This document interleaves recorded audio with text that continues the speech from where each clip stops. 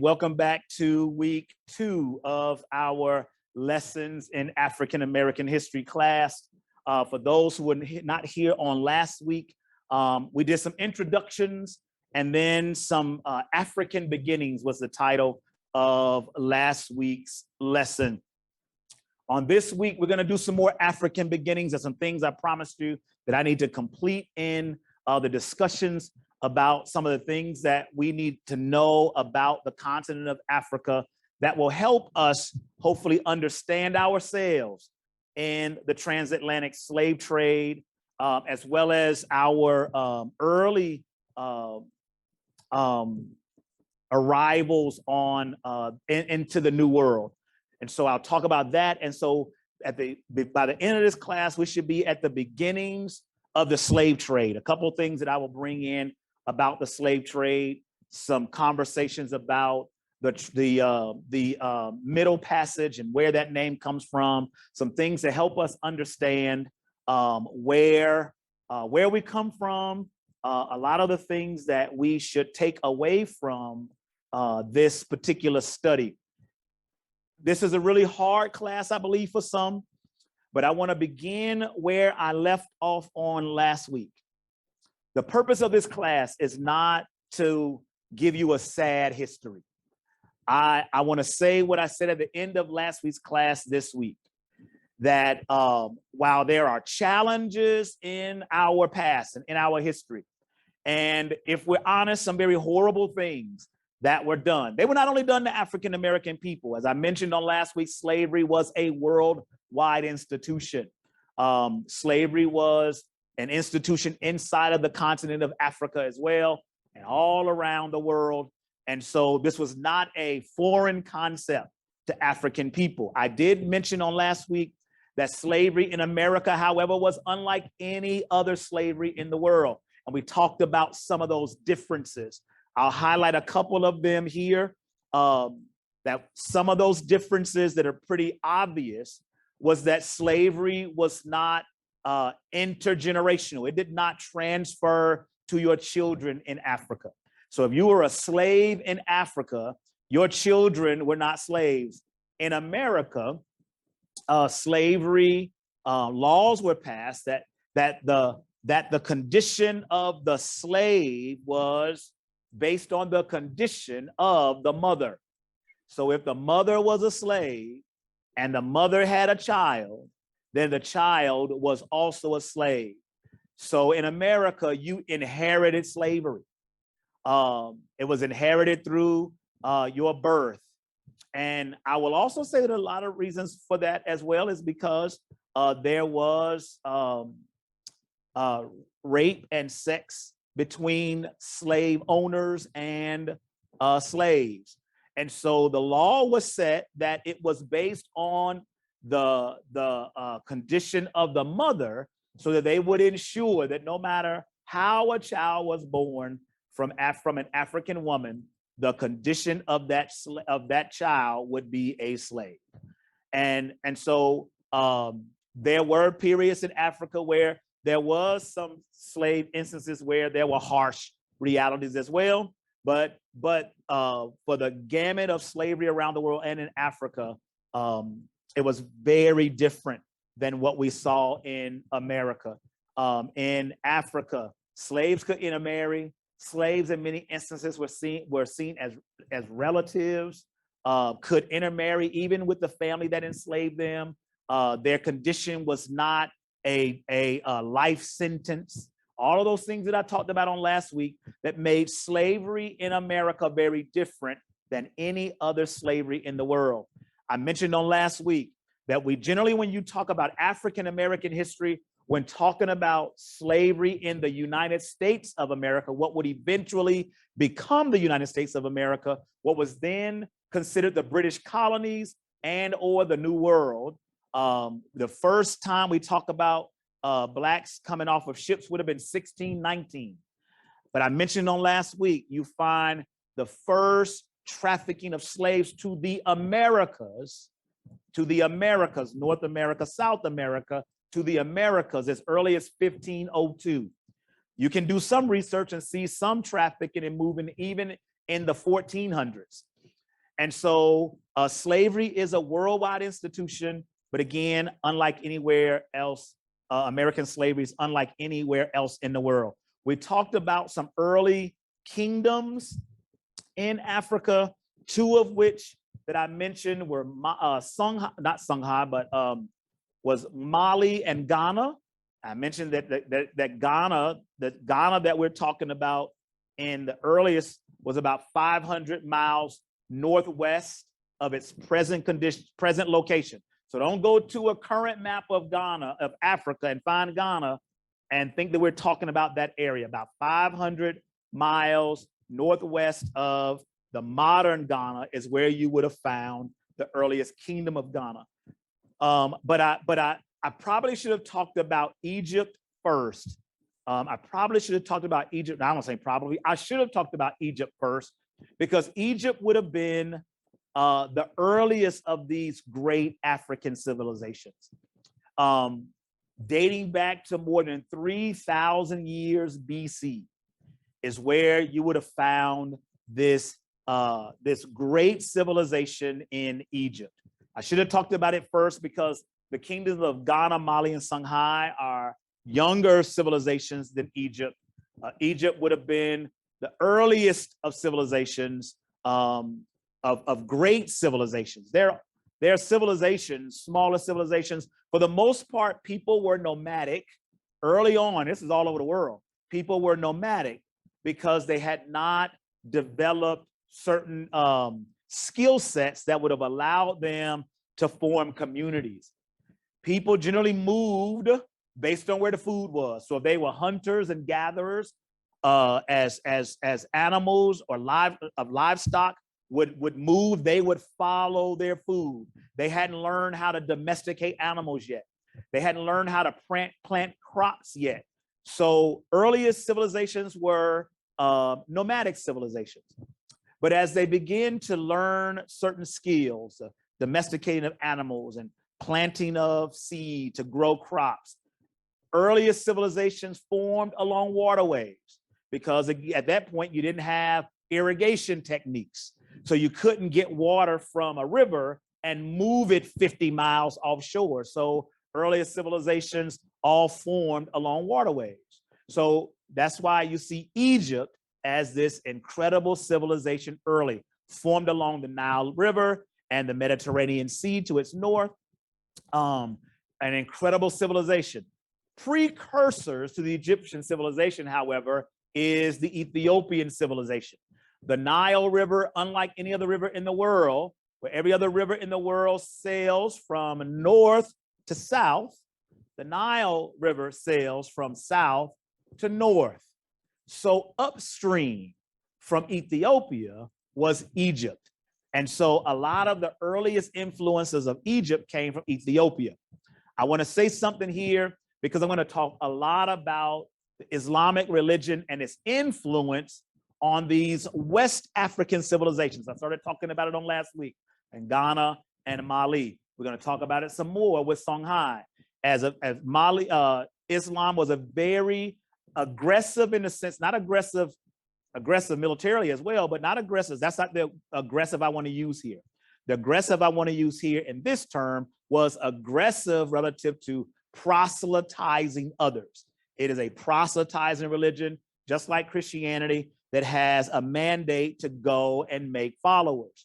So there were a lot of traders, Islamic traders, and they were in the East traveling west, and they were taking Islam with them. So I talked a lot about Islam in Ghana and Mali. I'm going to talk about it as well in Songhai.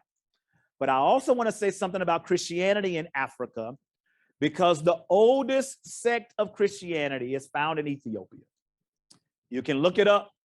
I challenge anybody to challenge me on it. The oldest sect of Christianity is in Ethiopia. It is the Ethiopian Coptic Church. It is the Ethiopian Coptic Church. So Christianity is also in Africa, but in addition to many, many other local religious beliefs, African people were very family-oriented people and very spiritual people. That's important because as we come across the Atlantic in the Middle Passage. I bring that term up today because we're going to learn about the Middle Passage and what that means. So as they are moving from the continent of Africa to the Americas, we're going to talk a little bit about all of the Americas, and then we will eventually focus on the United States, or what would eventually become the United States of America. But they take with them this very important concept of family and very important concept of religion. That came with us. That was not something that was given to us. That was not something that was forced upon us.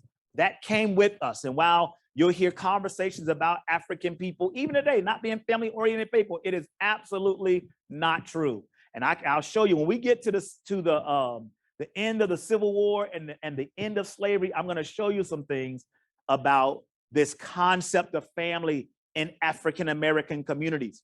I want to talk a little bit about today about this process, though, of becoming African American. I said on last week, this concept of Africa, the concept of Africa, and the people on the continent of Africa seeing themselves as African in the 1400s would not have been a thing. No such thing as that. So when people are talking about Africa in the 1400s, as though all 50, watch this, all 50 of those countries, Africa's not a country. Africa is a continent with 50 countries. And the people in Africa would not have seen themselves as African. I mentioned on last week, if I was Igbo, I'm Igbo. I'm not Fulani. And if I'm at war with Fulani and I capture a Fulani and I sell that Fulani to another person as a slave, I did not sell my own people into slavery. I sold a Fulani into slavery. And in the Benin culture, for example, if you sold another Benin into slavery, it was punishable by death. So this whole concept of selling themselves into slavery, and it did happen in some instances, but it was not a very common thing. There's a quote, some data that I looked at that said over 80% of all slaves that were taken from the continent were if they were through an exchange, was not through someone being sold by their own people. There's a whole bunch of others, though, that are being traded, and they're not even being traded. They're being kidnapped off of the continent. They're being kidnapped off of the continent, primarily by the Spaniards. They are being kidnapped. There's not a trade going on at all. Many of them are showing up on the shores, grabbing people onto ships. There's some ships that would show up in Spain with over 200 captured folk that had been kidnapped off of the island, off of the continent of Africa, and then taken up to Spain in the 14 and 1500s, before there was even a transatlantic slave trade. So this concept of the transatlantic slave trade, it's a very complex trade. As I said before, there's slavery in the continent of Africa. There's trafficking of slaves across the continent, internal to the continent. We talk about the slave trade on the West Coast.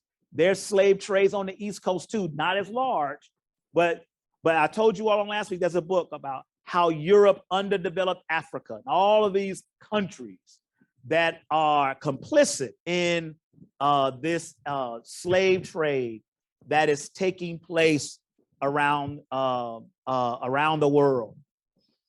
So let me talk a little bit about Egypt. Egypt, I said before, between 3000, 3100 BC, African societies varied in pace of their development and the nature of changes as they experience over time. I'm reading from Many Thousands Gone. That's not the name of this book. To Make Our World Anew. That's another book I'm reading. But To Make Our World Anew. It says Egypt, for example, was the first society to begin cultivating food crops. Watch this. Probably about 5500 BC. It's the first society to begin cultivating food crops. estimated to be about 5,500 BC. Other societies would follow, but by 3,000 BC, the people living in the savannah were producing a variety of grains and yams. This development of agriculture made it possible to support larger populations and contributed to the rise of settlements. So now that we can cultivate crops, we can now stay in one place. We don't have to chase after our food. We don't have to hunt and gather, hunting animals and gathering food that is naturally growing. Now we've learned how to cultivate our own crop. And now because we can do it, we can stay in a location. So this first location is happening along the Nile River in Egypt and Ethiopia, up the Nile. And it leads to the rise of settlements and then the rise of incredible civilizations. So throughout the continent, the people organized themselves into political units, because in order to make societies grow, you got to have rules. That's for any society. And so they were creating rules for their societies as well. They grew into various sizes and degrees of complexity. The first great African civilization is Egypt, located in this very fertile area by the Nile River. Many people, there's studies you'll find that will argue that this area between Ethiopia and Egypt, there's some scholars, even from a biblical standpoint, that will argue that this is where you'll find the cradle of civilization, that where civilization, the very beginnings of civilization formed and started anywhere in the world, not just in Africa, but anywhere in the world, that those earliest civilizations started in this very fertile region of the Nile River. So Egypt made these incredibly rapid strides in agriculture and commerce, so through trade. And by before 3100 BC, several small states existed in this area, and the political divisions came to an end when the states formed one kingdom. They formed a kingdom, and they are now going to be ruled by pharaohs. They will be ruled by pharaohs. And it created a national unity, and that national unity paved the way for very impressive civilizations that would last several centuries. Ancient Egypt is the best known of those early African societies, but it didn't stand alone. So now you fast forward to what I talked about on last week with Ghana and Mali and then Songhai. If we talk about Egypt, you'll see whole discussions about hieroglyphics and how they communicated, a very intricate communication system. Earliest writings are hieroglyphics on the continent of Africa as well, all started by this civilization in Egypt. You'll see incredible, even today, you'll see incredible buildings that were built there as well, that millions of people visit all the time to see the work of this particular empire in Egypt. When people really began to study, for example, a lot of the buildings that were coming out of Egypt, trying to understand the science behind them, it became really complex and very, very incredibly hard to duplicate. And so, so much so that when people later on, because I'm gonna bring some information, I may have to teach this off cycle, but I'm gonna bring you some information that I have. I was trying to find it from earlier years of teaching world history, feels like now about 20 years ago, that I have access to, that shows that European people, so we go back to 3000 BC, when this Egyptian civilization was at the height of its civilization, and European people around the world didn't care that they had dark skin. I have documents of things that we were able to use when I was teaching at Morehouse, that show people who were contemporary with Egyptians were not sitting there saying, how those black people know all that stuff. As a matter of fact, many of them in Greece and other European countries around the world were coming to Egypt to learn. They were coming there to learn. A lot of the things that the Greeks knew, Greek great thinkers, were all coming to Egypt and learning from African people. And they were not there saying, we can't learn that crazy stuff from black people. No, they had the information. The Greeks came and got it. If you look at the timing of when this stuff is going on, it is during a 400-year dark age in Europe. And then after the dark age is over, all these incredibly great thinkers just pop up in Europe. They got their information because they went to Africa where there was not a dark age when it came to things related to education. They went there and they learned from great African thinkers like Imhotep and his students and others who were teaching around the world. Egypt is an incredibly great civilization. And many people who were contemporary with them had no problems with it.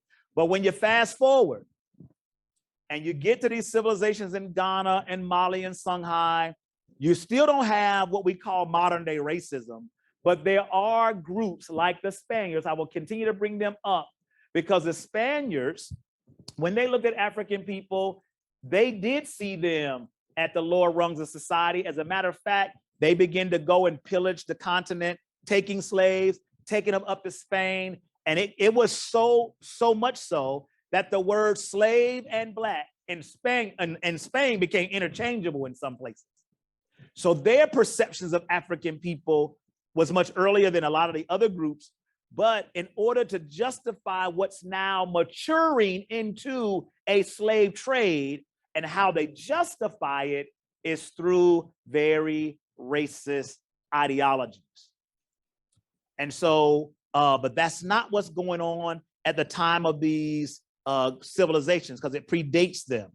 So we talked about Ghana, we talked about Mali in the 1200s, and now we're going to go into Songhai.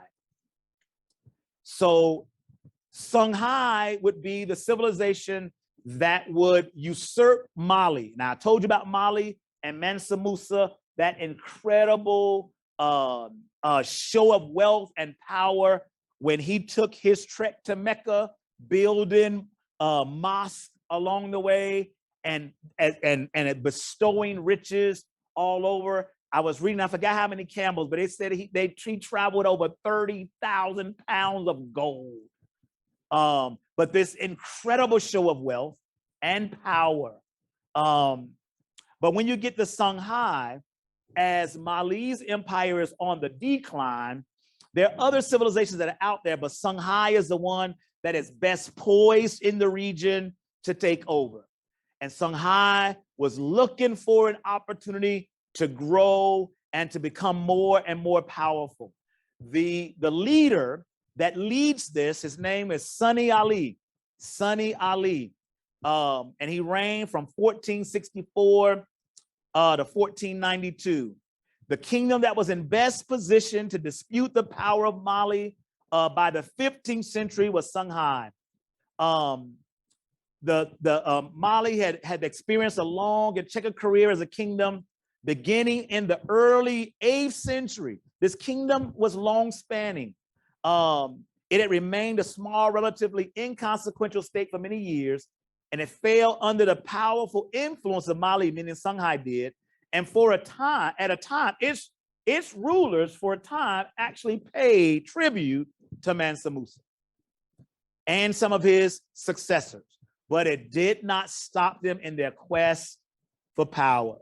And they waited until they had the opportunity to throw off the yoke of Mali and to assert their own sovereignty.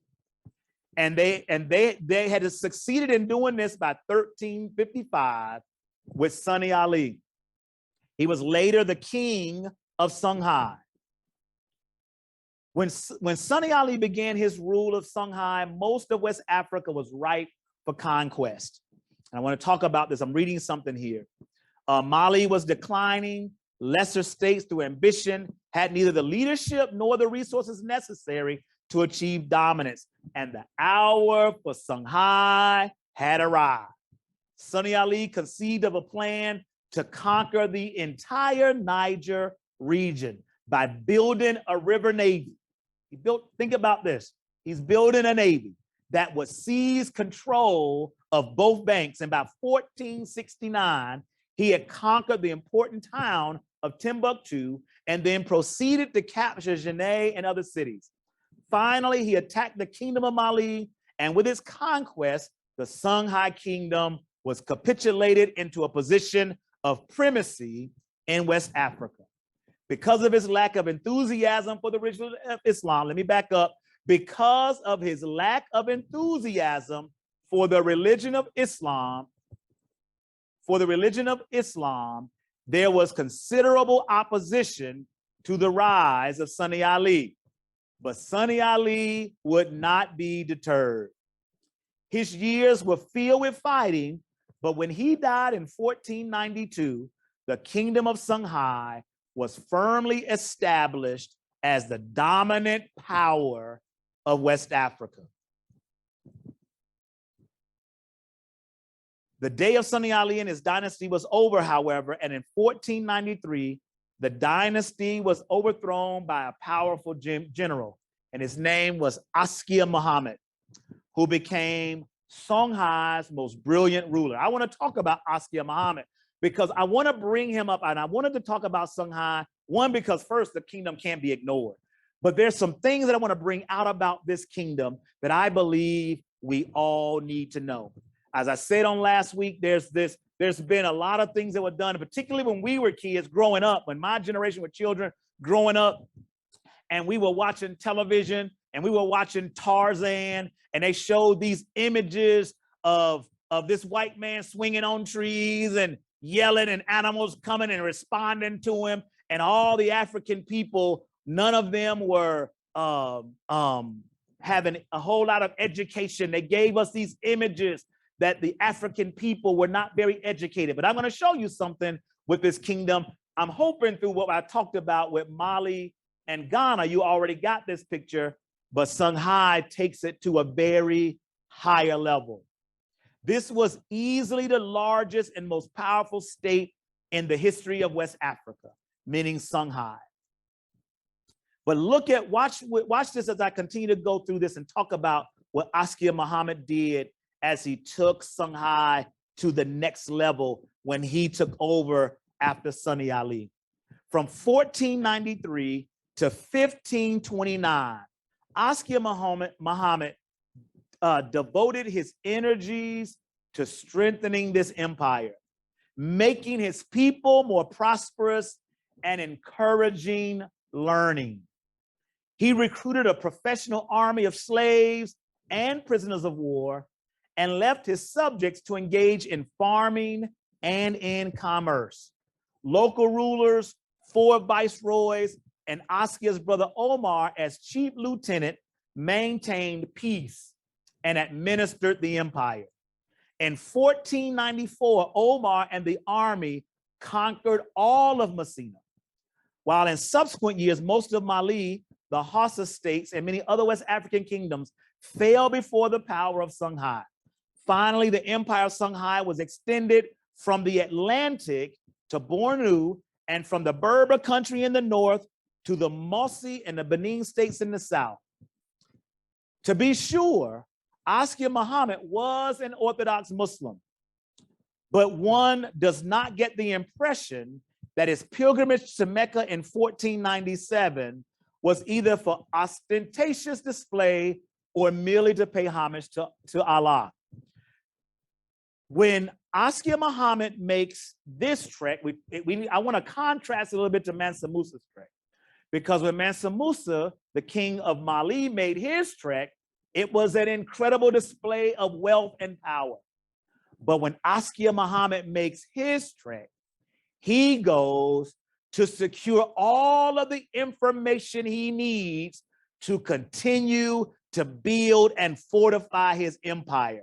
And I want to show you some things that what he did, because he was a very shrewd ruler who wanted nothing more than to improve his empire.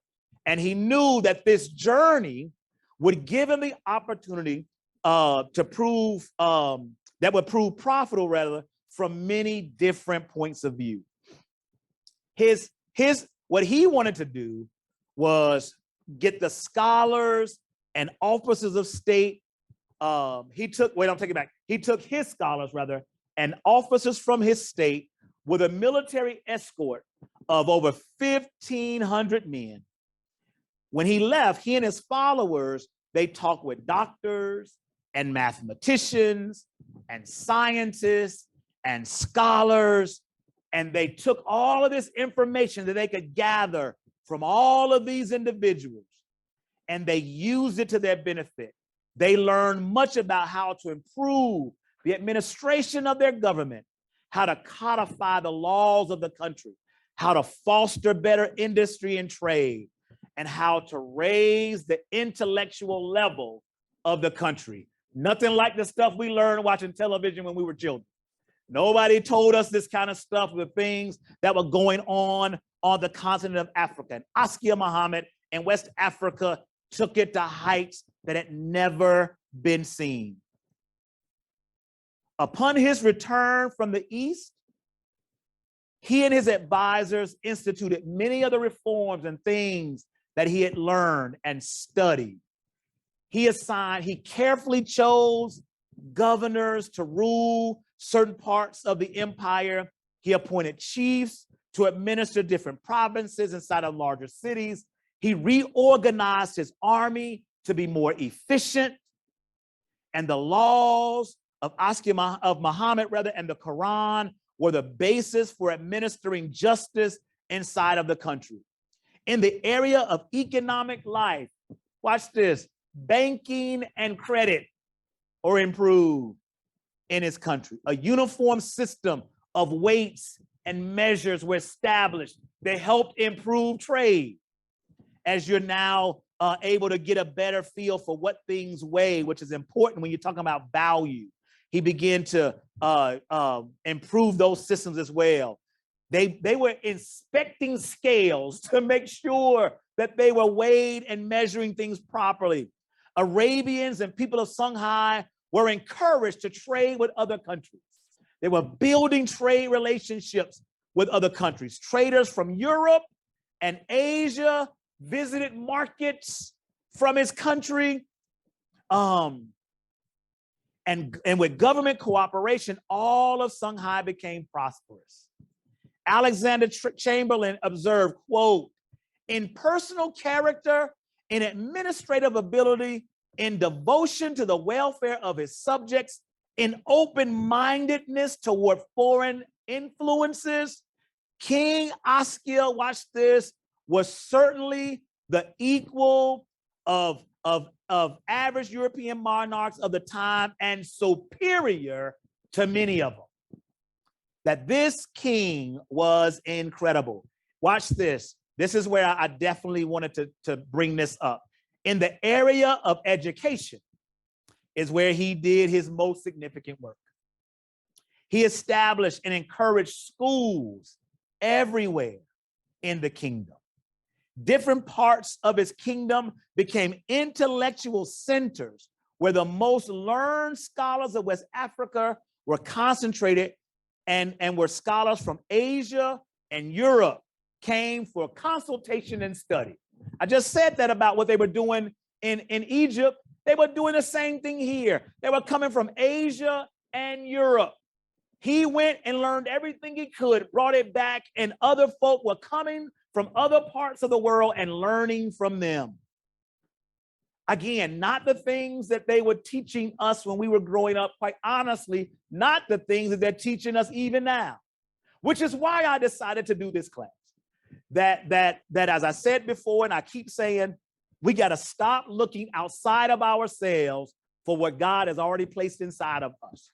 And the goal is for you to see what God has in you for as long as you've been here. And so when you can see it because you've already been doing it, then you know it's in you to do it now. And so when you look at these incredible kingdoms that are in the early civilizations, some of the earliest civilizations, But these are the civilizations, particularly Songhai, that would butt up against what's going on in Europe.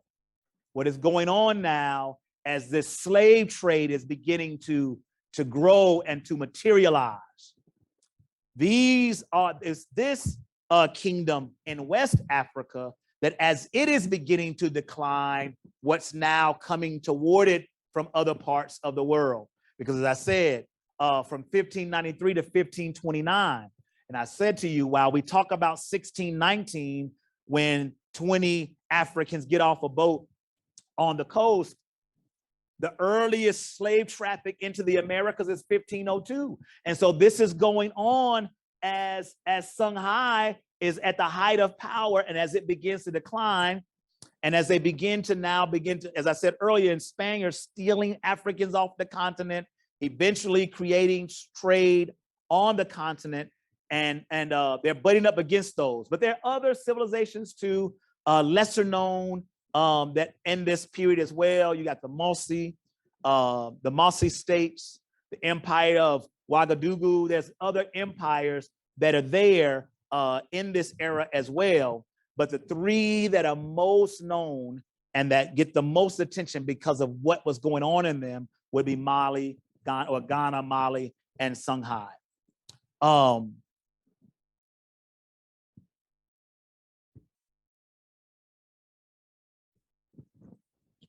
right. So I think I'm a transition from. All right. So as we talk about these kingdoms and things that are going on the continent of Africa, I would have to teach a whole African history class in order to give you everything that you need to know. But what I wanted to do from this earliest part of what's going on is to give you a window into the continent of Africa. Is very different than the images that we've been given, even as we were growing up, and or that is being taught or not being taught at all in the schools that we're going to in this country. But even when we're talking about African American history, I wanted to bring it up because our history does not begin here. Our history begins there. It does not begin here. But what I also want to make sure that we know, and I mentioned this on last week, I'm gonna talk a little bit about this. If you didn't write it down last week, write down Ivan Van Sertima's book. Ivan Van Sertima's book, They Came Before Columbus, because there is some scholarship out there, and I want you to write down. If I didn't tell you this last week, write this down. I encourage you to look it up on your own time. Look up the word Olmec, O-L-M-E-C. O-L-M-E-C. And despite what you read, I want you to look with your eyes and let your eyes tell you what you see. Because there are people who will still try to tell you that what you see is not what you see. I'm going to tell you what you're going to see. You're going to see statues, and you're going to see head figures that are all over Mesoamerica, and their features look like yours. As African American people, the features look like yours, and they look like yours not because they were made up. They look like yours because Africans sailed from the continent of Africa to what was the New World to them before it was the New World to Europeans. As I said to you before, I don't tell you, I will not deny when people say Columbus discovered America. He did for Europeans. He discovered it for them. But he couldn't have discovered it if folk were already here. That's number one. But he also didn't discover it because other folk saw it before him. And so there are African people who are sailing across the Atlantic before the slave trade, influencing earliest cultures in Mesoamerica. And there are these Olmec statues that were left to remind us even today of our presence on this side of the world before we ever came here as slaves. And I need us to know that. I need us to understand that. Because what I want to do not only with this part of what we're talking about in this earliest part of African-American history that has to start in Africa, or it's not African-American in my opinion, that has to start here, is to get us all to understand that we came over here with something. We didn't come over here without knowledge. We didn't come over here without education. We didn't come over here without wherewithal and know-how. We came over here. As a matter of fact, when I get into slavery, I'm going to show you, particularly in Angola. Angola was rice growing. It was a rice growing country. And a lot of the Europeans who brought them over didn't know how to grow rice. So they put them in South Carolina and made them grow rice because they already knew how to grow rice. So they didn't come not knowing anything, and we just learned it because people came here and taught us. No, we were teaching.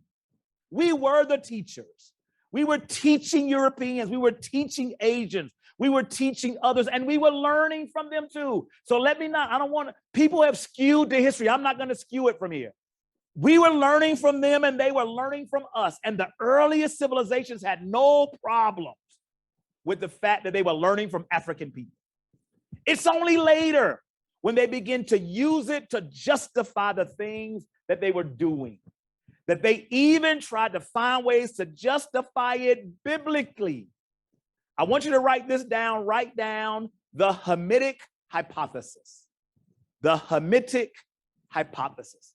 Hamitic. If you got any Bible scholars in the room, it comes from one of Noah's sons named Ham. And you can go back into the book of Genesis and you can read the story of Noah when his family is on the boat with the 40 days and 40 nights of rain. And later on, when they get off the boat, Noah got drunk.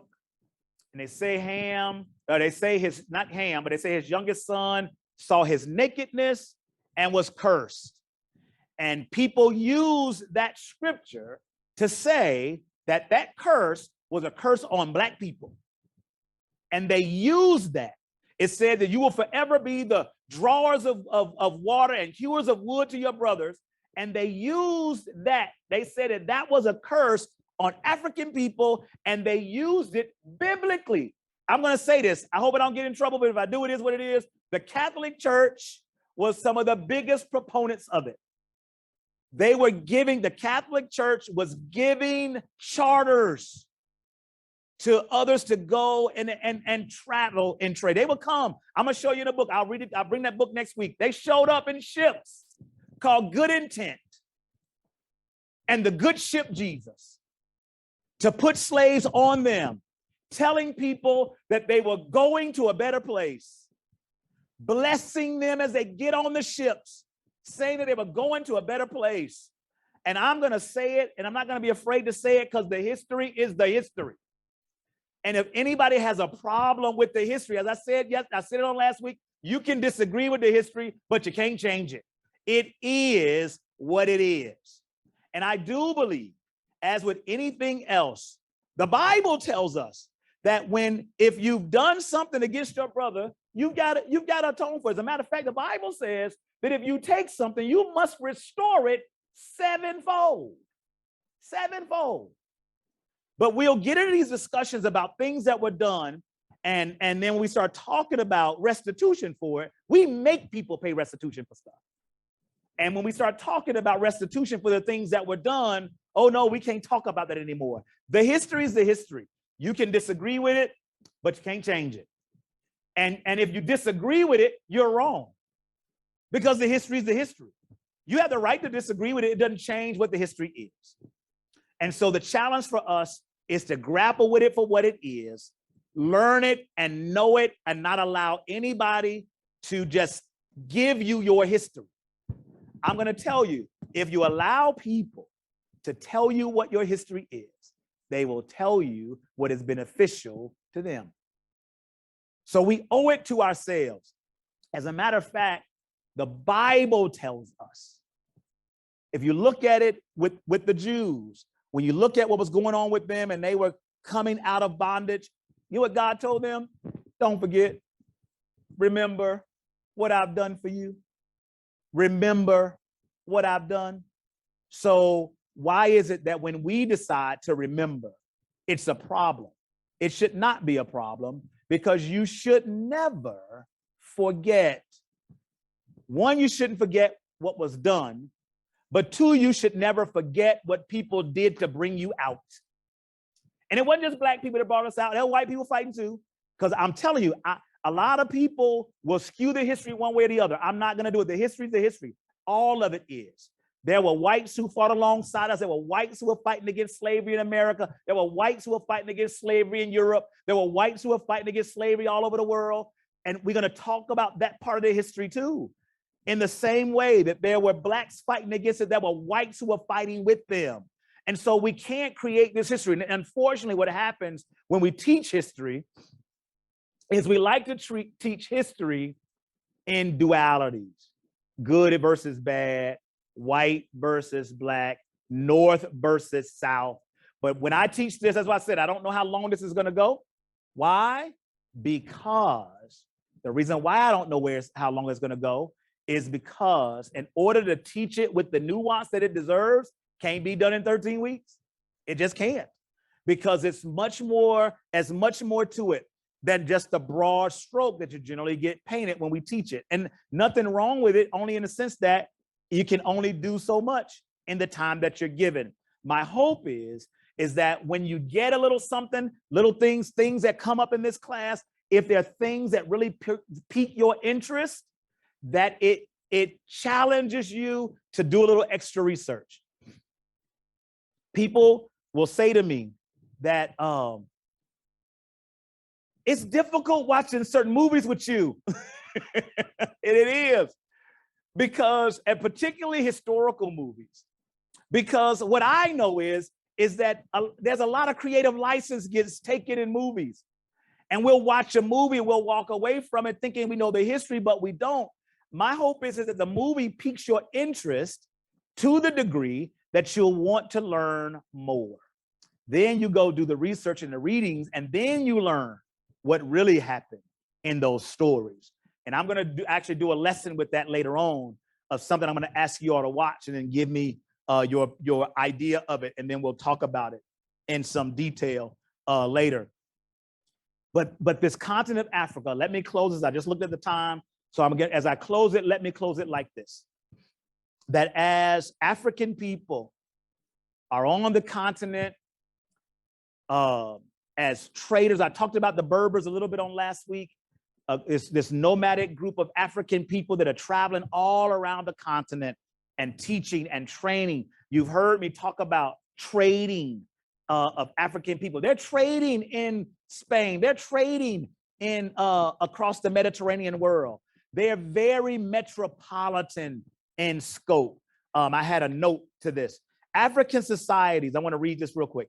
African societies were never free from influences that originated outside of the continent.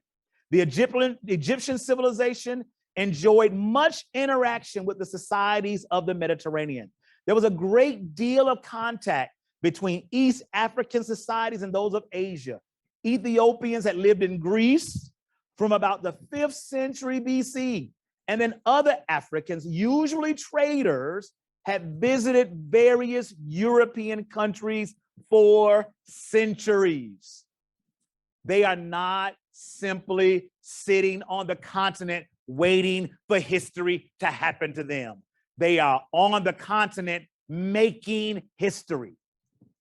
And we've got to walk into that history and understand it, because that history makes you. That's what came across the Atlantic. One of the things that it talks about here, I mentioned here, let me say this: African people also developed cultural traditions that met their needs. The family, I talked about this earlier, the family was the basis of their social organization. Don't let anybody tell you that family is not important to us. It's always been important to us. Kinship ties, which united members of an ethnic group, were particularly strong. African societies were also deeply religious. It's who you are. Most had a supreme God and other lesser deities. There was hardly any distinction. And I want to make, I'm glad I read this because I want to make this point. There were hardly any distinction between the religious and the secular or civil aspects of life. Sunday wasn't spiritual and every other day was secular. Everything we did was spiritual. My interaction with you was spiritual. When I went to work, I worked in the farms. It was spiritual. There was no differentiation between the two because they understood that they were a part of the divine. It was all encompassing. We didn't take off our religion with the suit on Sunday. It was all a part of who we are. Watch where I'm going with this. Let me be a preacher for just a second. Because if we operate that way, I truly believe we treat each other different. We love one another better. Our interactions with one another will be better because we never separated them. Everything we did was intertwined, spiritual and secular. There was no differentiation between them. It was all together. This is part of their culture. Religious beliefs determine when almost all activities, when the planting season started, when harvest time came, the naming of children would take place. All of it was connected to the divine. So not surprisingly, the African people who came to America brought with them a very strong family connection and religious traditions with them. Wasn't given to us. We brought it with us. So I'll close it this way. So now we're in a space where African people are being taken from the continent.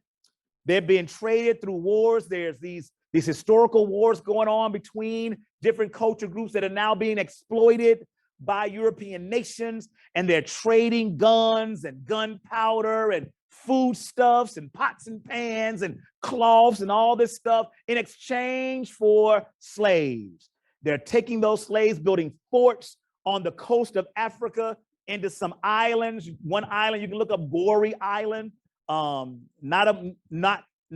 don't think any good stories about Goree Island, a very gory place to use that term.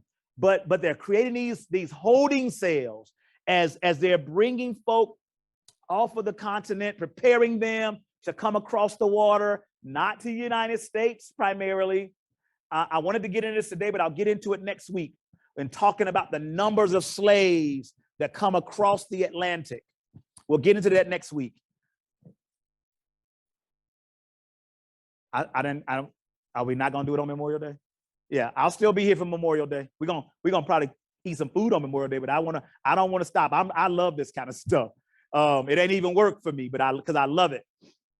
So, but watch this, and this is how I'll close. So there's a process that I want to talk about a little bit, because there are people who are coming off of the continent of Africa from various culture groups. They don't all speak the same languages. They're culturally different. Some of them, quite honestly, are enemies because they've been in wars. Their cultures have been at war with one another. But I want to tell you, something happens in the hull of the ship. In those treks from one continent to another. And I'm going to talk about it because there's all kinds of struggles that are going on in these ships as people are fighting for their lives. Many of them will lose their lives. There's out of 10 to 12 million conservative estimates of folk who come across, they believe up to 20% of them died on the trek. But they don't talk about all the folk who died on the way to the shores. And then how many died once they arrived on this continent?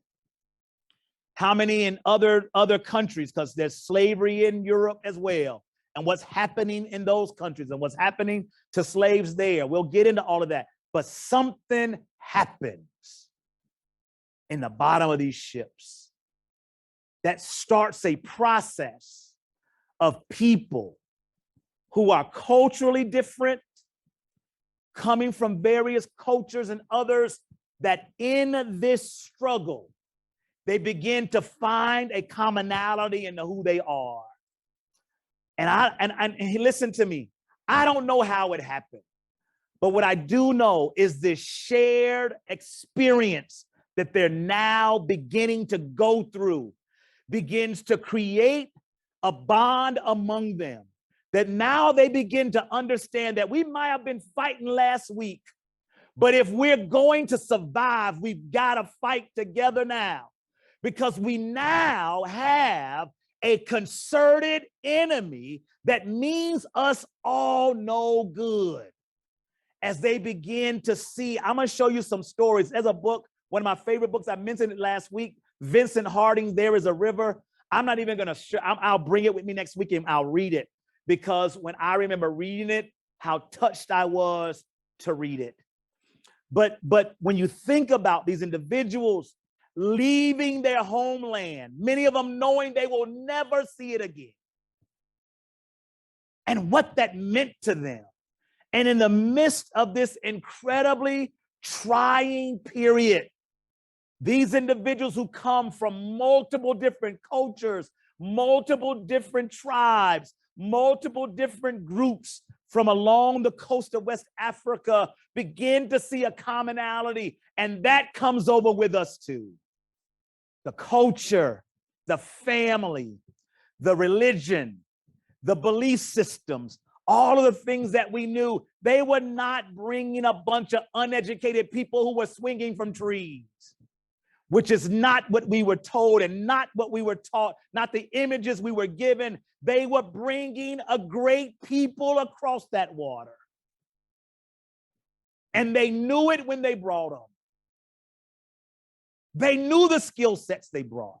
They knew the things because they had been interacting with them all over the Mediterranean world. They were not foreign to them. They knew the skills and the knowledge and the industry and all of those things. They knew what they were bringing. So when you start hearing stories about folk who look like you designing Washington, D.C., they didn't learn it here. They learned it there.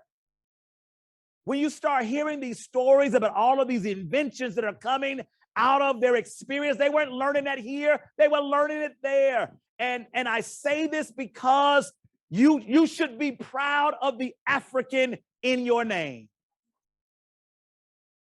People say we got to get rid of this hyphenated Americanism. No, never forget where you come from.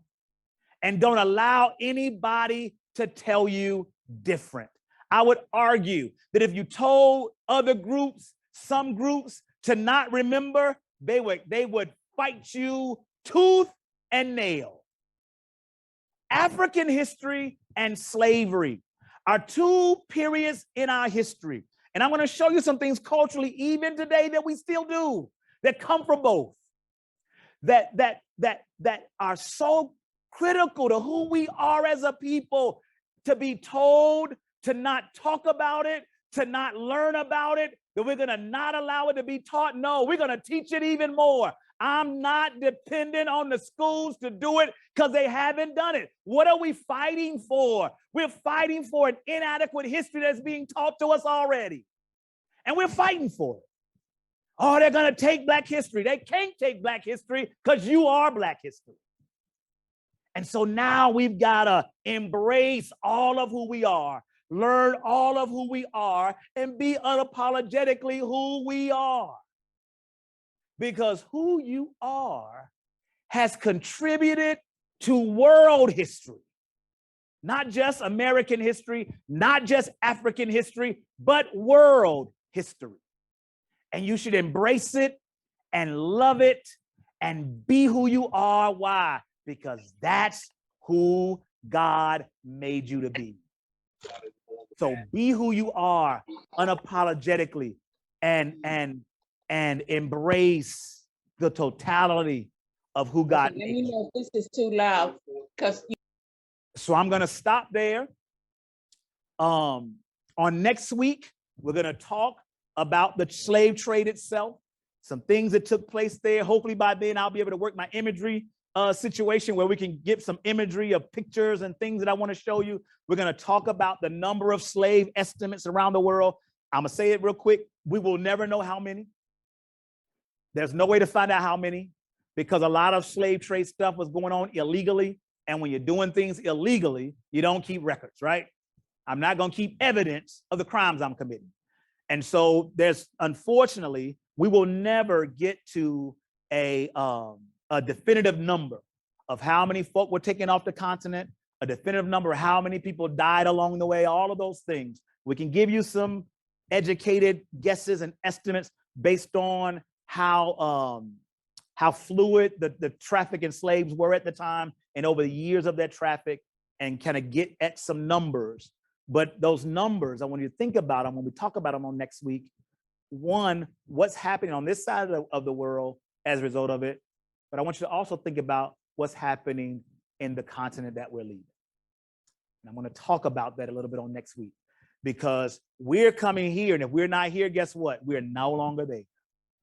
And so if they know your industry and they know your skills and they know all of that, and they're taking it from there, bringing it here, what is it doing to the homeland?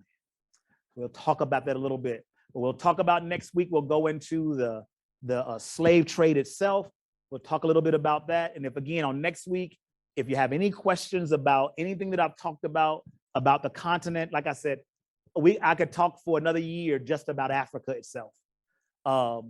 And so can't give us everything, but I hope that what I've talked about in the last couple of weeks gives you a good, I mean, I don't even think it's a good picture, but at least a picture of the incredible things that African people are doing on the continent of Africa.